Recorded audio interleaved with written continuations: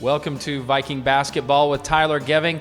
Portland State men's basketball back home again. Finally, the Vikings get to play 4 of their final 6 games at home. And Coach, the schedule makers were not very kind to you this year because you play the majority of your conference games early on, and you haven't even played the bottom 2 teams in the conference to this point. You don't even play them until the end of the season. So it's been kind of a rough go, but now you get 4 of 6 at home. Yeah, every time I turn around, I feel like I'm packing my suitcase and going someplace else. But we've been on the road a lot, and obviously, hopefully the schedule will change with 4 out of the last 6 at home, and hopefully these next 6 games we can play well and kind of move up in the standings a little bit and put ourselves in a good position for the tournament. Now, we talked before we went on here and talked about a little bit of inconsistent play. Played well at some nights, not as well other nights, but the result, unfortunately, on the road was a few losses. What are you taking from those losses? Is there something you can take from those losses as you prepare this week? Well, I think we're playing hard, and I think the kids have good attitudes. They're doing everything that we're asking them to do as far as the scouting report goes, and the chemistry's great, and so forth and so on. So I think that's what makes it frustrating that it's not showing up in the win-loss column, because the kids are doing everything that we ask, and they need to continue to do that. You go to Weber State and you're down 2 with under 3 minutes to go. I don't know how much better you can play or what more you can ask out of the kids. And so I think we just got to continue to stay positive with them. Obviously, we do need more consistency out of them. And if we get that, I think we've shown that we're a good team.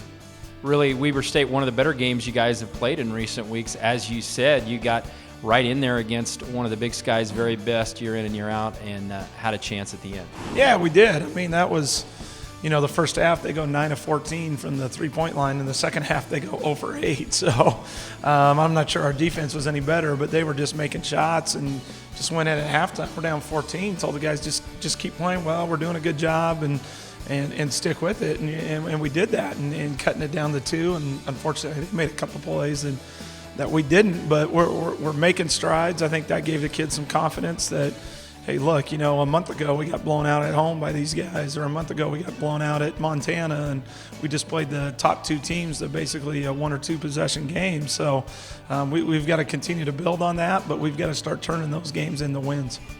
Okay, the Vikings home this week, as I said, Idaho on Thursday night, Eastern Washington on Saturday. And of course, Portland State has seen both of those teams, dramatically different teams.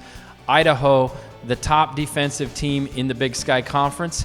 Eastern Washington, the top offensive team in the Big Sky Conference. Does that make preparation this week for those 2 opponents a little difficult? Yeah, those are definitely 2 different teams. There's no question. Idaho's going to try and grind you out, and they want to play in the 50s, and they've had a couple of injuries, and I know one of their kids is back, but they get after it defensively. They're very good. They mix up their defenses, play some zone, play some man, make it hard for you to score at the rim. And Coach Verlin's done a phenomenal job with that team this year.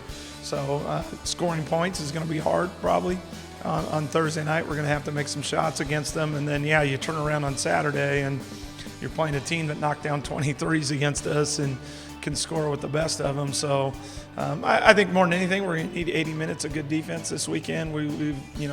Regardless of Eastern on Saturday night, we've still got to be able to defend Idaho and not give them easy baskets. So, once again, if we can play good on the defensive end, rebound the basketball, and then it just comes back to we just got to make shots. If we make shots on the offensive end, we're going to be fine.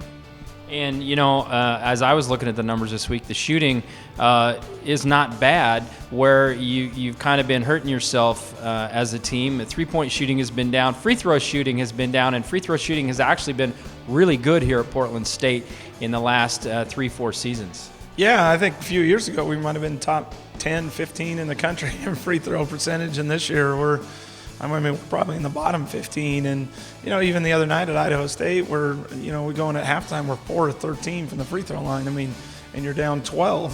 There's a big difference of making some of those, and now all of a sudden it's a 5-point game or whatever. Now you get a totally different game. So we practice it every day. We work on it. We've done the same things that we've been doing for the last 11 years that I've been here. And, kids just need to step up and make them.